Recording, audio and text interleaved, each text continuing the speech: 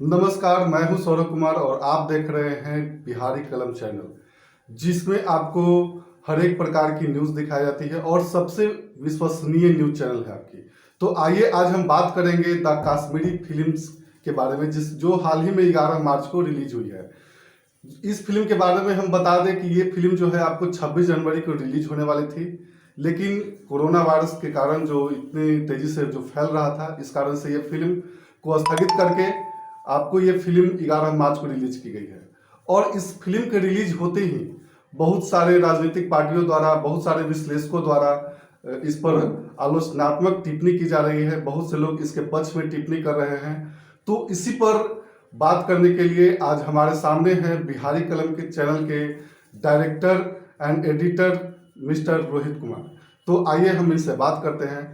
तो रोहित जी, सबसे पहले आपको बहुत बहुत धन्यवाद बिहारी कलम चैनल पर। तो आज हम आपसे बात करेंगे द काश्मीरी फिल्म्स पर। तो इस फिल्म में जो दिखाया गया है कि काश्मीरी पंडितों पर जो अत्याचार हुआ था 1990 में, और उसके कारण से काश्मीरी पंडितों को विस्थापित होना पड़ा था, अपना जो मूल निवास है उसको छोड़ना पड़ा था।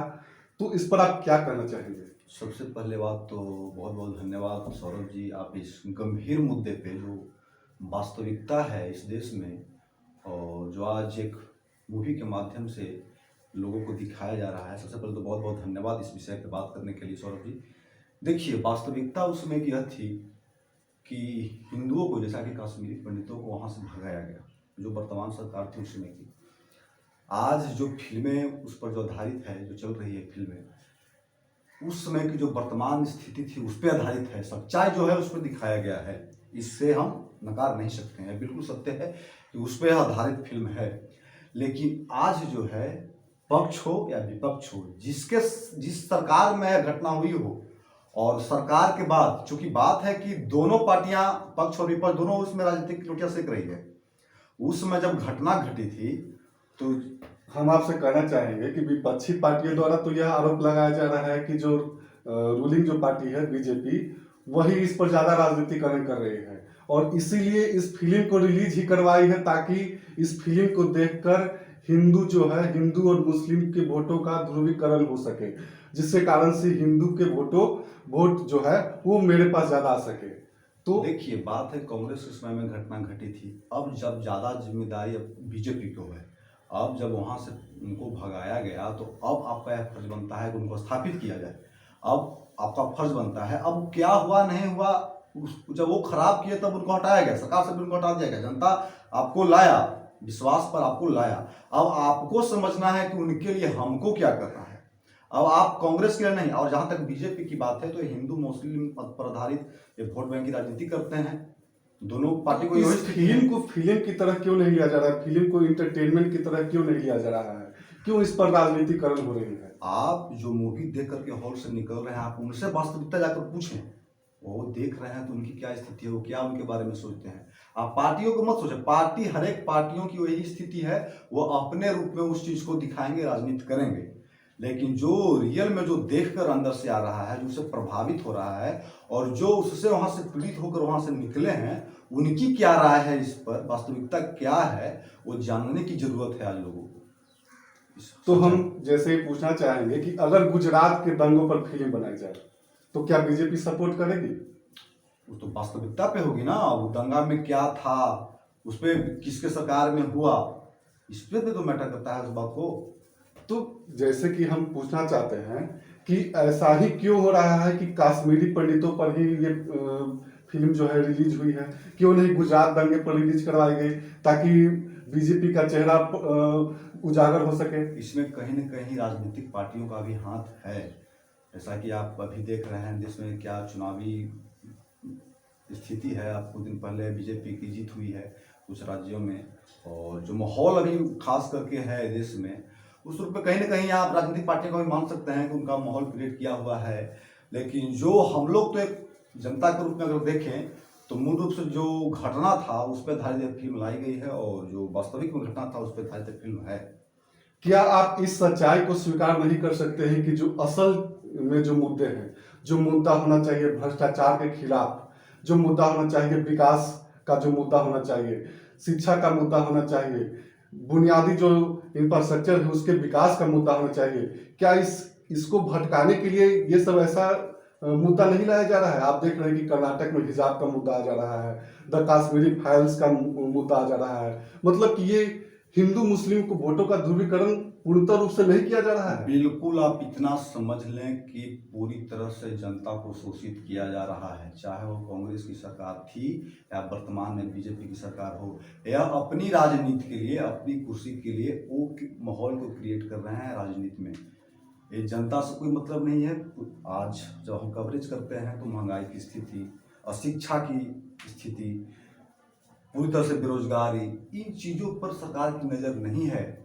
बस वह किस तरह से सत्ता में हम बरकरार रहें, जो अभी माहौल है, जो जनता का कहना है, मैं नहीं कर रहा, ये जनता ने कहता है कि किस तरह से जो असल मुद्दा जो होनी चाहिए देश में उसको भटकाया जा रहा है। वो आपका कहना सही है। इस तरह से कभी दंगे की बात होती हो, कभी हिंदू मुस्लिम की बात होती है, कभी धर्म की बात होगी, कभी कुछ संस्कृति की बात होगी।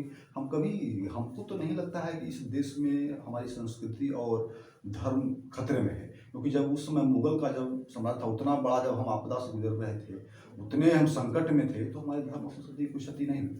आज मूल रूप से यह सरकार असल मुद्दों से भटकाना चाह रही है। आप जो ये कह रहे हैं कि धर्म की क्षति नहीं हो रही है, लेकिन कई जो राइट विंग पार्टियां हैं उनका कहना है कि हमारा जो क्षेत्र था वो तो अफगानिस्तान तक था, तो हम सब सिमट कर आकर रह गए कश्मीर तक, उसके बाद पाकिस्तान तक था, वो भी खत्म हो गया, अफगानिस्तान खत्म हो गया, बांग्लादेश खत्म हो गया, तो और हम धीरे धीरे सिमटते जा रहे हैं। तो आप कैसे कह रहे हैं कि धर्म खतरे पर नहीं है, मेरा देश खतरे में नहीं है? आप बताइए, जब हम बिहार की अगर बात करें तो पूरे विश्व में नंबर 1 स्थान पे थे। नालंदा विश्वविद्यालय, तक्षशिला, विक्रमशिला, उसमें कोई संसाधन उतनी व्याप्त रूप में नहीं था। अब आज संसाधन रहते हुए भी हम कहाँ हैं? अब किसकी बात करते हैं? धर्म की बात करने से केवल हो जाएगा क्या? हमारे यहाँ शिक्षा नहीं है। हमारे यहाँ बिहार के लोग पढ़ने इस राज्य को छोड़कर दूसरे राज्यों में जाते हैं। अब किसकी बात कर रहे हैं? जो मूल आधार जो शिक्षा है उस पर जब आप बात नहीं कर पा रहे हैं, तो फिर ये धर्म और हिंदू मुस्लिम, बैकवर्ड फॉरवर्ड, ये अपनी राजनीति के लिए, बाकी पार्टियों की यही स्थिति है, और वो अपनी राजनीति के लिए, अपनी कुर्सी के लिए राजनीति कर रहे हैं। जो मुद्दा होनी चाहिए छात्रों के लिए, युवाओं के लिए, देश में आम नागरिकों के लिए, वो उस पर कहीं बात नहीं हो रही है। और ख़ास करके आज मीडिया लोग जो हैं उस पर न जा कर के अपनी टीआरपी के लिए, अन्य सरकार के पक्ष में हो या विपक्ष में हो, अपने रोटी सेकने के लिए वो भी कहीं ना कहीं जिम्मेवार हैं। जो वास्तविकता जो आज देश की है, आज आप एक देहात एरिया में, आप एक गांव में जाएंगे, क्या स्थिति है, सड़क, रोड, सरकार आंकड़े दिखा देती है कागजों पे कि ये हम कर दिए। अगर वास्तविकता में आप जाएंगे, गाँव में, देहात में जाइएगा, तो क्या स्थिति है। हम अपने चैनल के माध्यम से बिहारी क्लब की टीम दिखा रही है बार बार। क्या शिक्षा है, न छात्र को शिक्षक से मतलब है, न शिक्षक को छात्र से मतलब है, केवल पैसे आ रहे हैं, वेतन उठा रहे हैं। न सरकार को पदाधिकारी से मतलब है कि हमारे पदाधिकारी क्या कर रहे हैं। कुछ लोग कहते हैं, कुछ पार्टी जो अभी वर्तमान में जिस पार्टी की सरकार है, चाहे राज्य में हो या केंद्र में हो, कि सरकार क्या कर सकती है। अरे सरकार की जिम्मेवारी बनती है कि उस पदाधिकारी को उस पर कार्रवाई करे। हम क्या कर सकते हैं? हमारा नेतृत्व है, हम पूरे उस नेतृत्व को देखेंगे। आपके कहने का मतलब कि ये सरकार कुछ नहीं करे, फिर भी आप देख रहे हैं कि उत्तर प्रदेश में इनकी ही सरकार बनती है, उत्तराखंड में इनकी ही सरकार बनती है, गोवा में इनकी ही सरकार बनती है। तो कहीं न कहीं ये देश की जनता को ये लग रहा है कि कुछ काम कर रही है, तभी तो वो यहाँ की जनता भी नहीं समझ पा रही है। यहाँ जनता उबाऊ रूप में राजनीतिक पार्टियों को देख रही है।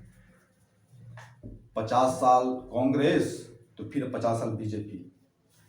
जनता को भी नहीं, यहाँ की जनता को भी मैं कहना चाहूँगा कि आप जिस स्थिति में, जिस आपदा में आप गुजरते हैं, जैसे ही आपका आपदा, आपका स्थिति जब आप समाप्त हो जाता है, तो आप नहीं समझते हैं कि हम किस स्थिति से गुजरे हैं। जब राजनीतिक पार्टियां चुनाव में आकर के बड़ी बड़ी भाषणें दे जाती है और आप नहीं समझ पाते हैं, जब वह राजनीति, आपको तो उसको पता है ना कि आप किस रूप में जा रहे हैं। बड़े बड़े नेतृत्वकर्ता पार्टियों को समझ रहा है कि आप किस रूप में जाएंगे, उस रूप में आप उसको यूज कर रहा है। आपको समझना होगा, आपको समझना होगा अपने अधिकार को कि हम कहाँ हैं। आप जब आपदा में रहते हैं, जब संकट में गुजरते हैं और जब स्थिति ठीक हो जाती है तो फिर आप बदल जाते हैं, आपको कुछ पता ही नहीं होता कि हम किस स्थिति से गुजरे हैं। तो स्थिति क्या होगी, हम ही लोगों को भुगतना होगा और कौन भुगतेगा। सरकार को कोई दिक्कत नहीं है, न सरकार को महंगाई से दिक्कत है, न कुछ, वो अपना मौज मस्ती करते अभी रहे। हाल ही में आप देख रहे हैं कि उत्तर प्रदेश के एक निवासी द्वारा यह आरोप लगाया गया कि जो रूलिंग पार्टी है बीजेपी, वो मुस्लिमों के खिलाफ एक मोबिलाइज कर रही है, एक दल वर्ग बना रही है जो कि मुस्लिमों को खिलाफ कर सके और अपनी राजनीतिक रोटी सेक सके। क्या इसमें सच्चाई है? हम राजनीतिक पार्टियों पर ज़्यादा टिप्पणी नहीं करेंगे। वर्तमान में हम चैनल से संबंधित बातों को, हम जनता की बात करते हैं। जनता वर्तमान में क्या जनता की स्थिति है और सरकार जनता के लिए क्या कर रही है, हम उसकी बात करते हैं। राजनीतिक पार्टियां आज सबकी वही स्थिति है। आज जब वो एक काम करेंगे तो वो चाहते हैं कि इस काम को हम कितने दिनों तो घसीटते रहें ताकि हमारा वोट बैंक बरकरार रहे। बात को आप समझिए, अगर आपके यहाँ 5 समस्या है तो एक समस्या को 5 साल में निपटाएगा, फिर अगले समस्या को, इस तरह का हमारे यहाँ राजनीति चल रहा है। विकास को एक एक कर करके उसको घसकाया जा रहा है कि हमारा तो सिस्टम बरकरार रहे। आपके कहने का मतलब कि न बीजेपी काम करे न कांग्रेस काम करे, तब किसको लाया जाए? हमारे कहने का मतलब वो नहीं है। आपने कांग्रेस को देखा, कांग्रेस को भी नकारा भी आपने, अब बीजेपी को आप देख रहे हैं। तो बीजेपी की क्या स्थिति है जनता के प्रति, जनता क्या चाह रही है? अब तो जनता को तय करना आना है कि हमको बीजेपी क्या कर रही है, उस पर करें बात। आपको जनता को फैसला करना है।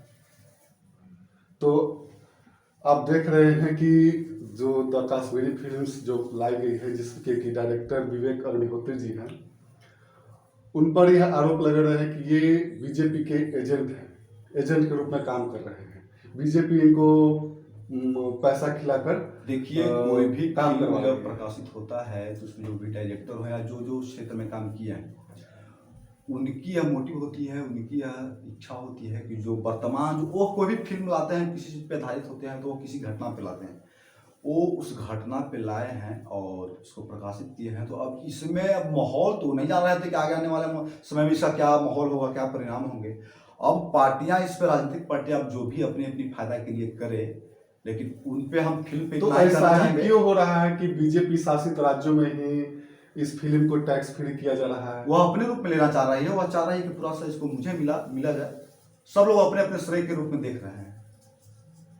कुछ लोग टैक्स फ्री कर रहे हैं कुछ राज्यों में, कुछ बॉलीवुड पर जिसका कब्जा है वो लोग इस फिल्म को चाह रहे हैं कि नहीं चलने दिया जाए। कुछ लोग बैकवर्ड फॉरवर्ड के रूप में देख रहे हैं, कुछ लोग हिंदू मुस्लिम के रूप में देख रहे हैं। बहुत तरह का विवाद यहाँ पे आ रहा है। आप इस फिल्म को किस रूप में देखते हैं? हम इस फिल्म को उस घटना पे आधारित हम देखते हैं। वो जो घटना घटी थी उस पर फिल्म को लाया गया है और इसको जनता को सीख लेनी चाहिए कि आने वाले समय में स्थिति आपके साथ भी हो सकती है।